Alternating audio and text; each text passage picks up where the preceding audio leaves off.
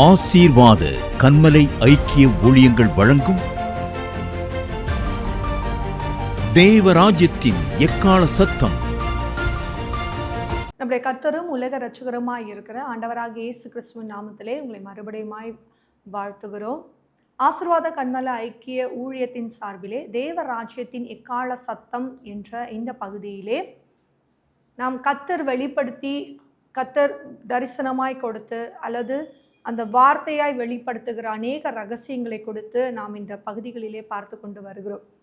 அவருடைய பூரணத்தின் தன்மை என்ன, பரிபூர்ணத்தின் தன்மை என்ன, சம்பூரணத்தின் காரியம் என்ன, 7 சபைகளுடைய ரகசியங்கள் என்ன என்று எல்லா காரியத்தையும் குறித்தும் கர்த்தர் எவன சந்ததியின் துவக்கம் எப்படி இருக்கும், அவர்கள் எப்படிப்பட்ட சந்ததியாக இந்த பூமியிலே கிரியை செய்வார்கள் என்பதை குறித்தும் தேவன் வெளிப்படுத்தி வந்த அநேக ரகசியங்களை கொடுத்து நாம் இந்த பகுதிகளிலே கடந்த வாரத்திலிருந்து நம்ம பார்த்து கொண்டு வருகிறோம். கடந்த பல மாதங்களாக இந்த காரியத்துக்குள்ளே தேவன் நடத்தி வருகிற உன்னதமான காரியத்துக்காய் கொடான கொடி சூத்திரம். அதே போல இதை பார்த்து கொண்டிருக்கிற அநேகரும் இதில் தெரிந்து கொள்ளப்பட்ட தேவனுடைய பிள்ளைகளுக்கும் இந்த வார்த்தைகள் கிரியை செய்கிறது என்பதையும் நாங்கள் கேள்விப்படும் பொழுது எங்களுக்கு மிகவும் சந்தோஷமாக இருக்கிறது. ஏனென்றால் கர்த்தருடைய ஆவியானவர் எங்கே உண்டோ அங்கே விடுதலை உண்டு. அது எப்படிப்பட்ட விடுதலையாக இருக்கும் என்றால், நாம் பார்க்கிறதை விசுவாசிக்காதபடி, பார்க்கிறதை நம்பாதபடிக்கு, காணாதவைகளை விசுவாசிக்கத்தக்க ஒரு இருதயத்தை தேவன் உண்டாக்குவார். அந்த இருதயம் எப்படி இருக்கும் என்றால், இதுவரை இது பூமியிலே நிகழ்ந்திருக்காது. இதுவரை அப்படிப்பட்ட காரியங்கள் பூமியிலே செயல்பட்டிருக்கவே இருக்காது. அப்படிப்பட்ட காரியங்களே இல்லாமல் இருக்கும். ஆனால் புதியவைகளை அவர் உருவாக்கி புதிய காரியத்தை செய்ய அவர் வல்லமையுள்ள தேவன் என்பதை நாம் விசுவாசிக்க தொடங்கும் பொழுது, அந்த விசுவாசத்தின் ஜெயம் பூமியிலே நடக்கிறதை பார்க்கும்போது நம்முடைய இருதயங்கள் களி கூர்ந்தும் ஆண்டவரை, அவருடைய நாமத்தை உயர்த்தும் துதியினால் நிரம்புவதையும் நாம் அறிந்து கொள்ள முடியும். அப்படிப்பட்ட தேவன் தான் நம்முடைய தேவன். ஏனென்றால் அவருக்கு அதிசயமானவர் என்ற ஒரு நாமம் உண்டு. அவர் அற்புதங்களை செய்கிற தேவன் என்பது நாமம் உண்டு. குறைவுகளை நிறைவாக்குகிற தேவன் மாத்திரமல்ல, இல்லாதவர்களை புதிதாய் உருவாக்குகிற தேவனும் அவர் என்பதை நாம் அறிந்து அவருடைய நாமத்தின் மேல் நாம் விசுவாசம் உள்ளவர்களாய் மென்மேலும் அவருடைய காரியத்திலே நாம் வளருகிறவர்களாய் காணப்படும் பொழுது அது நம்முடைய ஆவிக்குரிய அடுத்த நிலைக்குள்ளே நம்மை கடந்து போக வைக்கும் என்பதை எல்லளவும் சந்தேகம் இல்லை. அதே போல கடந்த நாட்களிலே நாம் தீர்க்க தரிசன தலைமுறையின் காரியத்தை குறித்து நாம் தியானித்தோம். அதனுடைய முடிவு எப்படியா இருந்தது என்றால், இந்த பூமியிலே அவர்கள் எழும்ப தொடங்கும் பொழுது சிலர் நித்திய ஜீவனுக்கும் நித்திய இகழ்ச்சிக்குமாக தெரிந்து கொள்ளப்படுவார்கள் என்பதை. இனி பூமியிலே 2 கூட்டம் தான். ஒரு கூட்டம் நித்திய ஜீவனுக்கான கூட்டமாய் எழும்பும், ஒரு கூட்டம் நித்திய இகழ்ச்சிக்கான கூட்டமாய் எழும்பும். அப்போ இருளின் கூட்டம் ஒரு கூட்டமாய் இருக்கும், வெளிச்சத்தின் கூட்டமாய் ஒரு கூட்டம் இருக்கும்.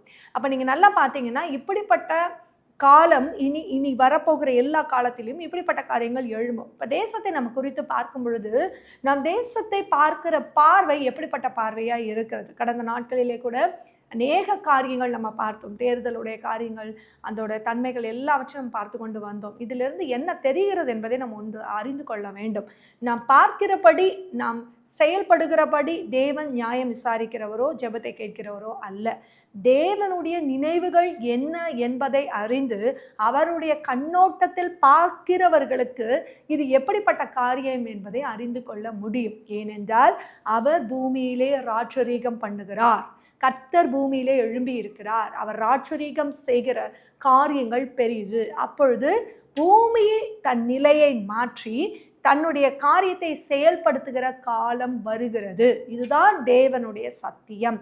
இனி அவருடைய நாமத்தை பற்றி இருக்கிறவர்களுக்கும் அவர் நாமத்தை நம்பி இருக்கிறவர்களுக்குமே அவர் உயர்ந்த அடைக்கலமாய் இருப்பார். அவர்களுக்கே அவர் அரணும் கோட்டையும் தஞ்சமுமாய் இருப்பார். அவரை நம்புகிற விசுவாசம் உடைய அந்த பூரண விசுவாசம் உடையவர்களுக்கே கர்த்தர் தஞ்சமும் தாபரமும் கோட்டையுமாய் இருப்பார். அவர்களே அவருடைய முத்தரிக்கப்பட்ட ஜனங்களாய் இருப்பார்கள். ஏனென்றால் இந்த பூமியின் தன்மைகள் அப்படிப்பட்ட காலத்துக்குள் கடந்து போகிறதை நாம் பார்க்கிறோம். ஏனென்றால் இந்த அறிவும் இந்த விசுவாசமும் நாம் பார்க்கிறவர்களுக்கு வருகிறது அல்ல. யாரெல்லாம் இருதயத்தினால் உணர்கிறார்களோ, யாரெல்லாம் இருதயம் தேவன் பக்கம் திருப்பப்படுகிறார்களோ, அவர்களுடைய சிந்தை தேவன் பக்கம் திருப்பப்படுகிறதோ அவர்களுக்கு உண்டாகிற ஒரு புதிய அனுபவம்.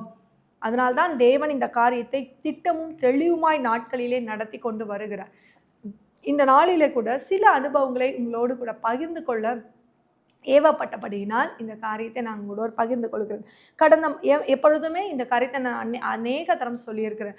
இது அமர்ந்து தியானித்து கர்த்தர் வெளிப்படுத்துகிற ரகசியம் மாத்திரம் அல்ல, அனுபவத்தினாலும் ஒவ்வொரு முறையும் அவர் நடத்துதலின் அனுபவத்தினால் உண்டாகிற ஒரு ஒரு ரிசல்ட்டை, அதாவது ஒரு பலனை மட்டும்தான் தேவன் இந்த இடத்துல சொல்ல வைப்பார். ஏனென்றால் இந்த பலன் முதலாவது நமக்குள்ளே கிரியை செய்யாமல், இதை நான் வெளிப்படையாக சொல்லும் பொழுது அது நான் தியானித்தது அல்லது தேவன் வெளிப்படுத்ததின் பலனாய் இருக்குமே தவிர அது ஒருவரிடத்திலே கிரியை செய்கிற பலனாய் மாறாது, ஒருவருடைய இருதயத்தை திருப்பாது.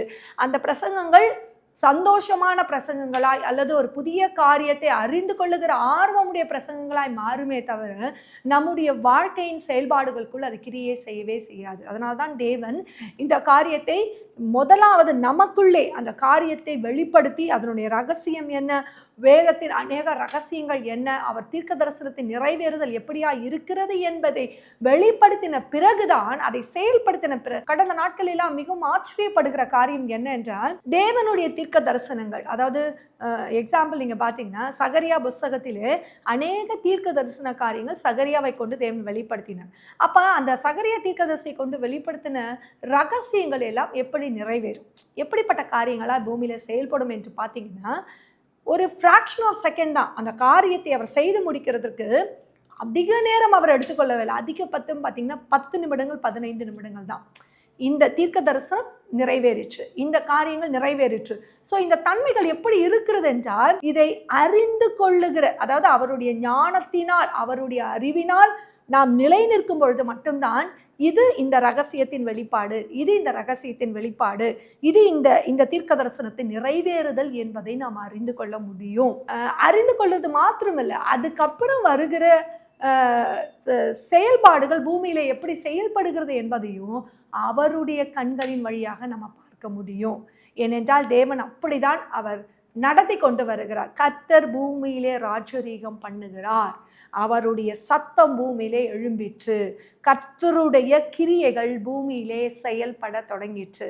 அவருடைய ஆரம்பம் அற்பமாய் இருக்கலாம், ஆரம்ப நாளை, அற்பமான ஆரம்பத்தினாலே யார் அசட்டை பண்ணக்கூடும்? ஏனென்றால் அதை தொடங்கினதும் அதை உருவாக்கினதும் அதை செயல்படுத்துகிறதும் நம்முடைய கர்த்தராகிய நம்முடைய கர்த்தர். அவர் முன்னே செல்லும் பொழுது ஒருவேளை அதோடைய துவக்கம் அசட்டை பண்ணப்பட்டிருக்கலாம், ஆரம்பித்திருக்கலாம், இவங்கெல்லாம் என்ன காரியம் சொல்ல முடியும், நமக்கு வெளிப்படாத ரகசியமா என்று. ஆனால் அதனுடைய முடிவு சம்பூர்ணம். ஏனென்றால் அந்த காலங்கள் செல்ல செல்ல செல்ல ஒரு காரியத்தை தேவன் தெளிவு பண்ணுகிறார், அவர் நம்மோடு கூட இருந்து செயல்படுகிறார் என்பதை உணர்ந்து கொள்ளுகிற ஜனங்களும், அவருடைய அறிவை அறிந்து கொள்ளுகிற ஜனங்களும், சகலவற்றுக்கும் மேலான அவருடைய நாமத்தை உயர்த்தும் ஜனங்களும் எழும்ப தொடங்கும் பொழுது ஜனங்கள் அவர் பக்கமாய் திரும்ப தொடங்குவார்கள். ஜனங்கள் அவரே கர்த்தர் என்று அறிக்கையிட தொடங்குவார்கள். முழங்கால்கள் யாவும் அவருக்கு நேராக முடங்க துவங்கும். கர்த்தரே தெய்வம் என்று அறிக்கையிட்டு அவருடைய கிருபையை உயர்த்தும் தன்மையை இந்த பூமியிலே கிரியை நடப்பிக்கிறதை நாம் இனி காலங்களில் நாம் பார்ப்போம்.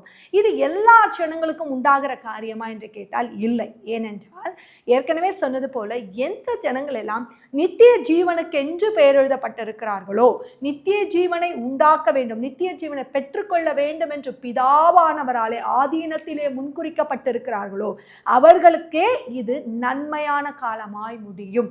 ஏனென்றால் அந்த நன்மை இந்த பூமியிலிருந்தோ ஆட்சியிலிருந்தோ வருகிற காரியம் அல்ல, கர்த்தராகிய கிறிஸ்துவிடத்திலிருந்து புறப்படுகிறபடியினால் அவர் தம்முடைய ஜனத்திற்காக வைராகியமாய் எழும்பும்போது அந்த வைராகியத்திற்கு முன்பாக ஒருவனும் நிற்கக்கூடாதபடி தேவன் எல்லாவற்றையும் அவர்களுக்கு நன்மையாக மாற்றி தருவார். இதுதான் தேவன் செயல்படுகிற காரியம். அப்போ இந்த ஜனங்கள் என்ன பண்ணுவாங்க, அவருடைய ஜனங்கள் என்ன பண்ணுவார்கள், தங்களுடைய நம்பிக்கையை தான் பார்க்கிறவர்கள் மீதும் தன்னுடைய முன்னோர்கள் மீதும் மூப்பர்கள் மீதும் வைக்காதபடி தான் கைகளில் இருக்கிற நிலைகளை குறித்தும், அதாவது வேலைகளை குறித்தும், தன்னுடைய செயல்பாடுகளை குறித்தும், தன்னுடைய ஞானத்தின் மீதும் தன்னுடைய சுயத்தின் மீதும் வைக்காதபடி கர்த்தர் மீது பூரணமாய் வைக்கிற ஜனங்களாய் இருப்பார்கள். கர்த்தரை கொண்டு பூமியை அசைக்கிற ஜனங்களாய் இருப்பார்கள். கர்த்தரை கொண்டு யுத்தம் பண்ணுகிற ஜனங்களாய் இருப்பார்கள். கர்த்தரை கொண்டு ஜெபிக்கிற ஜனங்களாய் இருப்பார்கள். அப்பொழுது என்ன நடக்கும், அதனுடைய பலன் பூமியிலே கிரியை செய்கிறதை நீங்கள் அறிந்து கொள்ள முடியும். கடந்த நாட்களிலே ஒரு ரகசியத்தை கர்த்தர் வெளிப்படுத்தினார். எப்படின்னா, நீங்க பார்த்தீங்கன்னா ஆசாரியத்துவத்தின் தன்மையை குறித்து வெளிப்படுத்தினார். கர்த்தர் சொல்லுகிற ஒரு காரியம் என்னன்னா, கர்த்தருடைய ஆலயம், அதாவது கர்த்தரின் கிளை. நீங்க பார்த்தீங்கன்னா அது சகரியா புஸ்தகத்துல அந்த 5ஆம் அதிகாரம் 6ஆம் அதிகாரத்துல நீங்க தெளிவாய் பார்க்கும் பொழுது அவர் 2 காரியத்தை அதில் வெளிப்படுத்தினார். 6ஆம் அதிகாரத்திலே 13ஆம் வசனத்திலே 12ஆம் வசனத்திலே நீங்க பார்க்கும் பொழுது அவனோடே சொல்ல வேண்டியது, சேனைகளின் கர்த்தர் உரைக்கிறது என்னவென்றால், இதோ ஒரு புருஷன், அவருடைய நாமம் கிளை எண்ணப்படும், அவர் தம்முடைய ஸ்தானத்திலிருந்து முளைத்தெழும்பி கர்த்தருடைய ஆலயத்தை கட்டுவார். அவரே கர்த்தருடைய ஆலயத்தை கட்டுவார். அவர் மகிமை பொருந்தினவராய் தம்முடைய சிங்காசனத்தின் மேல் வீற்றிருந்து ஆளுகை செய்வார். தம்முடைய சிங்காசனத்தின் மேல் ஆசாரியராகவும் இருப்பார்.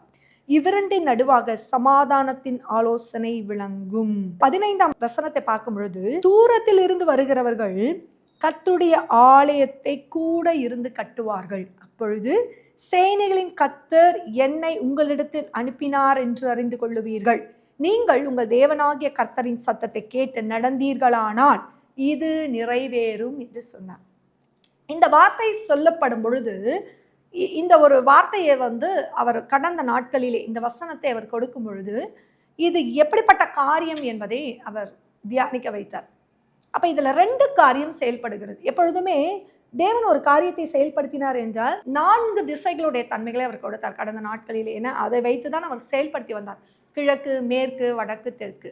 கிழக்கின் தன்மை எப்பொழுதுமே ராஜாவின் தன்மையா இருக்கும். தெற்கின் தன்மை ஆசாரியத்துவத்தின் தன்மையாக இருக்கும். மேற்கின் தன்மை அதிபதியின் தன்மையாக இருக்கும். வடக்கின் தன்மை ஜனங்கள், பூமியின் குடிகளுடைய ஜனங்களுடைய தன்மையாய் வெளிப்படும், அல்லது மேய்ப்பர்கள், மேய்க்கிற மந்தையின் மேய்ப்பர்களுடைய தன்மையாய் வெளிப்படும். இப்படிதான் தேவன் ஒரு ஸ்ட்ரக்சரை கொடுத்து, இது இந்த திசையில எப்படிப்பட்ட காரியங்கள், இந்த திசையோட தன்மைகள் இப்படிப்பட்ட காரியங்கள் என்று அவர் காரியங்களை செயல்படுத்தி கொண்டு வந்தார்.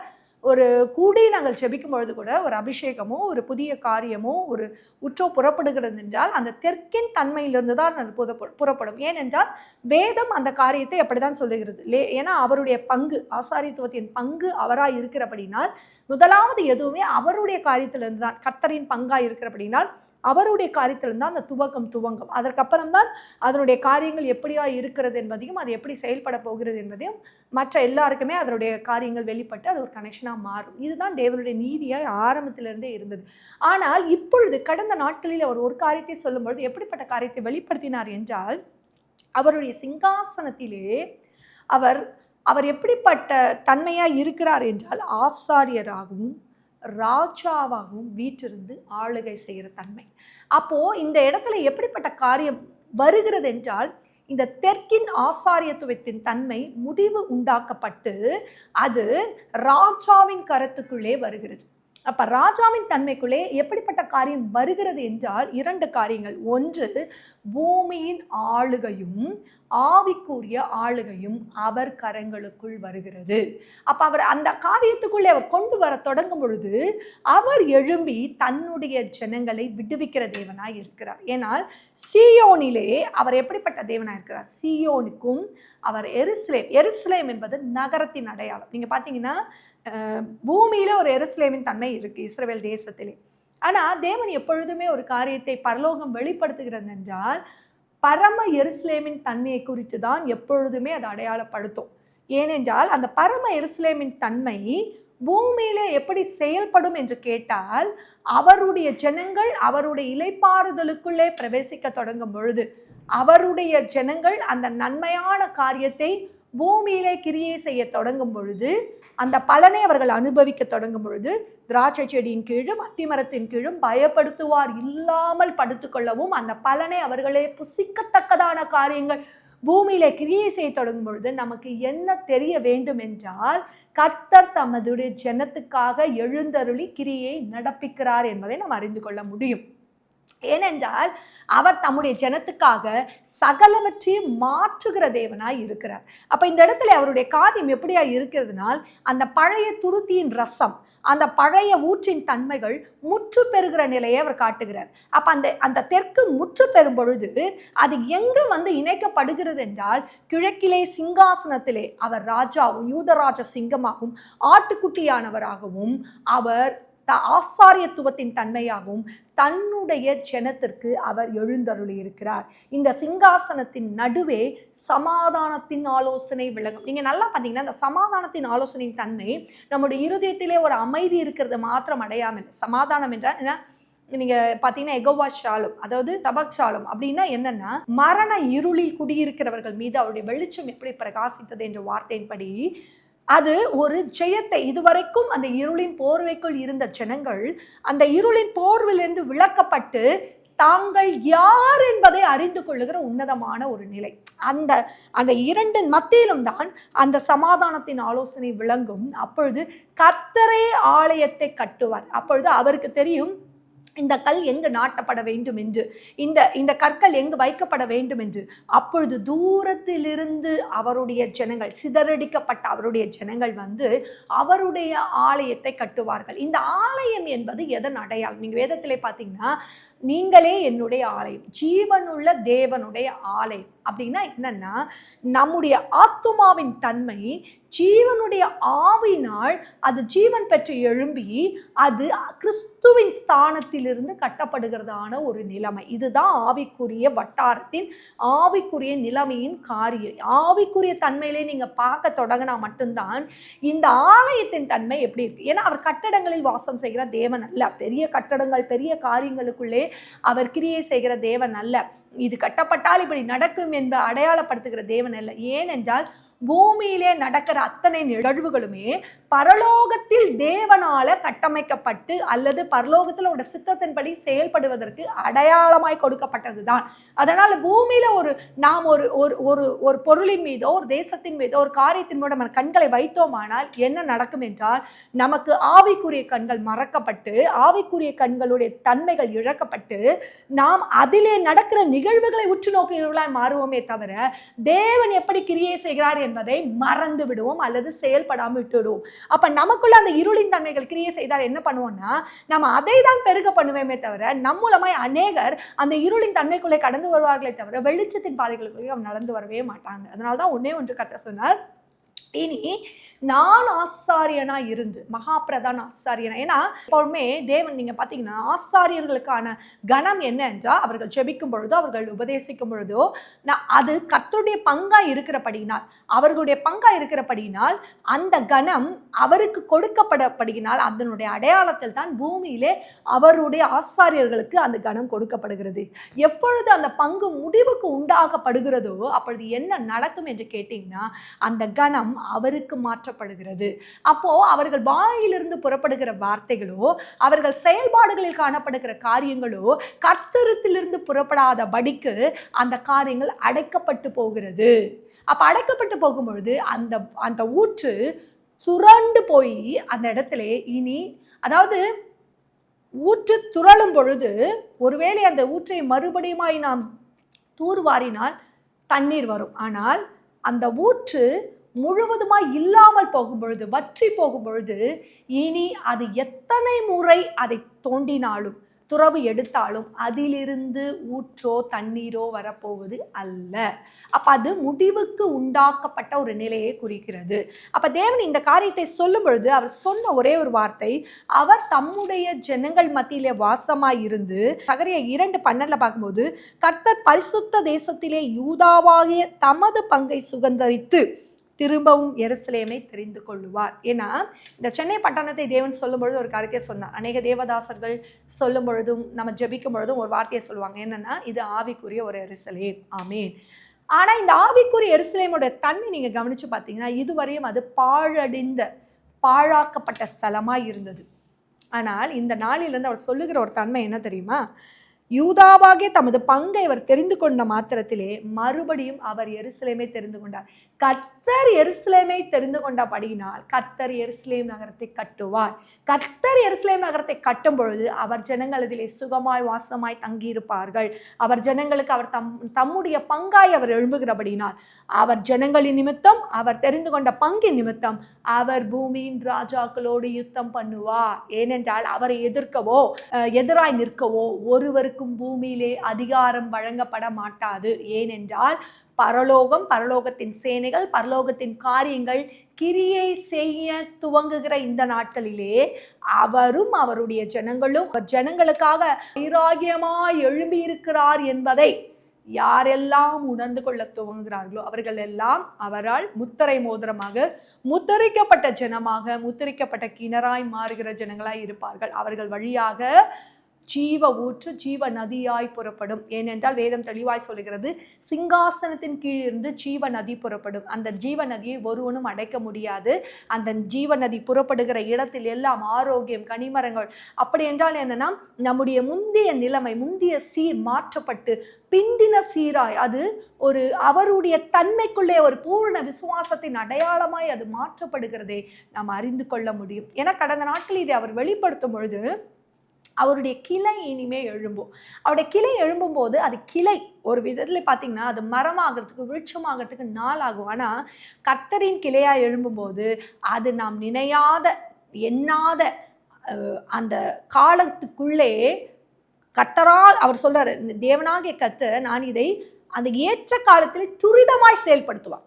அந்த துரிதம் அப்படின்னு சொல்லப்படும் பொழுது நம்முடைய நினைவுகளுக்கு அப்பாற்பட்ட ஒரு காரியம், நம்முடைய எண்ணங்களுக்கு, நம்முடைய யோசனைகளுக்கு, நம்முடைய செயல்களுக்கு அப்பாற்பட்ட ஒரு காரியம். அப்பொழுது நான் கர்த்தர் என்பதை நீங்கள் அறிந்து கொள்ளுவீர்கள், இது என் காரியம்தான் என்பதை அறிந்து கொள்ளுவீர்கள் என்றார்.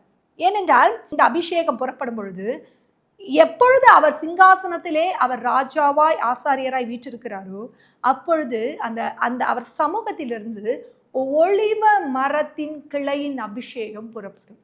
நீங்க பார்த்தீங்கன்னா இந்த காரியத்தை அவர் அடுத்தது கொண்டு வர்றார். அந்த ஒலிவ மரத்தில் அது பரிசுத்த ஆசாரிய ராஜரீக கூட்டம். ஏன் ராஜரீக கூட்டம் என்று சொன்னால் அது ராஜாவும் ஆசாரியத்துவமும் இணைந்து செயல்படுகிற ஒரு உன்னதமான காரியம். அதற்கு நமக்கு ஒரு ராஜாவும் கர்த்தருமாய் இருக்கிறவர் நம்முடைய ஆண்டவராக இயேசு கிறிஸ்து. அவர் யூதராஜ சிங்கமாய், மகா பிரதான ஆசாரியத்துவமாய் சகல அதிகாரத்தையும் பிதாவிடத்திலிருந்து பெற்றவராய், அந்த அதிகாரத்தை தம்முடையவர்களுக்கு கொடுக்கிறவராய் அவர் எழும்புகிறார். அப்ப எழும்பும் பொழுது இந்த தன்மையிலே அவருடைய கிரியை பூமியிலே இனி பலமாய் ரூபிக்கப்பட்ட தேவகுமாரனுடைய சாயலின் தன்மை வெளிப்படுகிற காலத்துக்குள்ளே நாம் வந்திருக்கிறோம். இதையெல்லாம் தேவன் வெளிப்படுத்தும் பொழுதும் அதனுடைய நிகழ்வுகளை கண் முன்னாடி காட்டும் பொழுதும் கர்த்தருடைய செய்கைகள் எப்படியாய் இருக்கிறது, அவர் சொன்னதை நிறைவேற்றுகிற தேவனாய் இருக்கிறார். இந்த காரியங்களை எல்லாம் அவர் வெளிப்படுத்தும். இன்னும் அநேக காரியங்களை வெளிப்படுத்தினார். எல்லா காரியத்தையும் ஏற்ற நேரத்தில் நம்ம சொல்லணும், எல்லா நேரத்திலையும் நம்ம சொல்லுகிற காரியம் அல்ல. இந்த காரியத்தை அவர் சொல்லும் பொழுது அவர் சொன்ன காரியம். அடுத்தது ஒரு காரியம் என்ன நடக்கும்னா, பூமியில ஒரு புத்தக சொல் நீங்க பார்த்தீங்கன்னா அதில் ஒரு சாபம் இறங்கும் என்று சொல்லியிருக்கிறார். இந்த சாபத்தின் தன்மை என்ன தெரியுமா?